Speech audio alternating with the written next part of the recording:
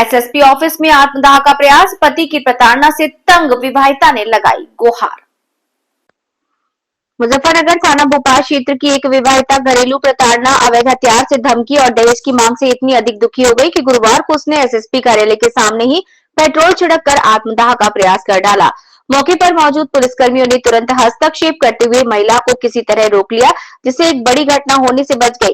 करीब 28 वर्षीय सोनी उर्फ ईरम पत्नी आजाद उर्फ सब्बू निवासी करहेड़ी मोहल्ला कलाला एसएसपी परिसर में रोते हुए पहुंची और वहीं मौखिक और लिखित शिकायत सौंपी, जिसमें बताया कि उनका पति रोज शराब पीकर मारपीट करता है और मायके से पैसे लाने के लिए दबाव बनाता है। विरोध करने पर गाली गलौज के साथ बुरी तरह पिटाई करता है।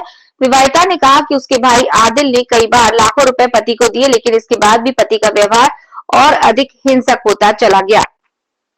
आरोप है कि आजाद उर्फ सब्बू अवैध हथियार दिखाकर उसे जान से मारने की धमकी देता है। ससुराल वाले भी हमेशा उसके साथ खड़े रहते हैं, कोई इसे नहीं रोकता। महिला ने यह भी आरोप लगाया कि उसके लगभग 10 तोले सोने के जेवर पति बेच चुका है। महिला के अनुसार घटना से 2-3 दिन पहले यानी 19 नवंबर की सुबह करीब 8 बजे फिर पति ने मायके से पैसे लाने के लिए दबाव बनाया। उसने बताया कि 24 अक्टूबर को भाई की शादी हुई है और कुछ समय बाद पैसे दे दिए जाएंगे।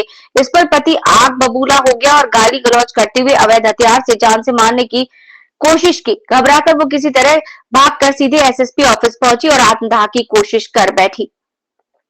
सूचना पर पहुंची पुलिस अधिकारियों ने महिला को समझाकर शांत कराया। उसकी शिकायत के आधार पर थाना भोपाल पुलिस को विधिक कार्यवाही के निर्देश दिए।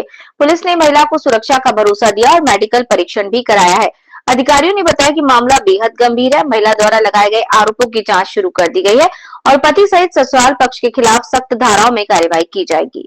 मामला यह था सर, मेरी बहन है, वो उसकी शादी करी थी हमने भोकरेड़ी में। उसके घर परिवार वाले, उसका हस्बैंड उसे मारता पीटता है बहुत ज़्यादा। अब कल परसों की घटना है, उसके साथ मतलब बहुत ज़्यादा मारपीट करी। घर से उसे लेकर आया, हमें बताकर लेकर आया, बिल्कुल हंसी खुशी, कोई बात नहीं थी ना, हमें कोई बात बताई कि किसी तरह का कोई मामला है, कोई नाराजगी है, कोई गुस्सा है, कुछ भी नहीं बताया उसने।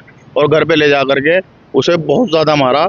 मतलब हम यहाँ से फिर उसे सरिये से मारा, डंडों से मारा, कांटे से मारा, हम ये नहीं कह सकते। बंद करके उसके मुंह में कपड़ा फंसा के जब उस तरीके से उसे जानवरों की तरह मारा गया सर। मैंने शिकायत उसकी भोपा थाने में करी, फिर शुक्रताल गया मैं उसमें चौकी में, उनसे यहाँ पे बात करी मैंने जाके, तो उन्होंने ये कह दिया कि ठीक है भाई चले जाओ, तुम्हारे यहाँ कार्रवाई हो जाएगी।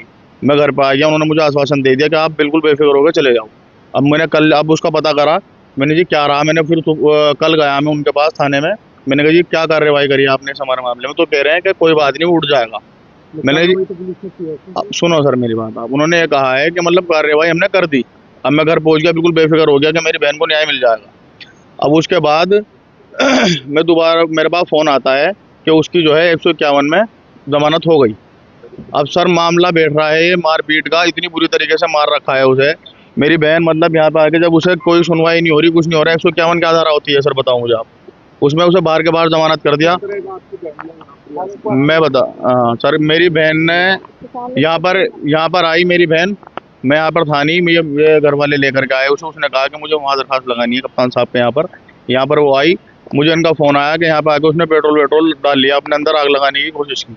अब सर मुझे आप ये वाली बात बताइए, पेट्रोल इंसान कब डालेगा अपने ऊपर जब वो अपनी ज़िंदगी से परेशान हो चुका होगा? कितने साल पहले आपने शादी करी थी? 14 साल हो गए सर। उसके 2 बच्चे हैं, एक 12 साल का, एक 7-8 साल की लड़की है। उन्होंने आश्वासन दिया है सर कि इसमें कड़ी से कड़ी कार्रवाई होगी।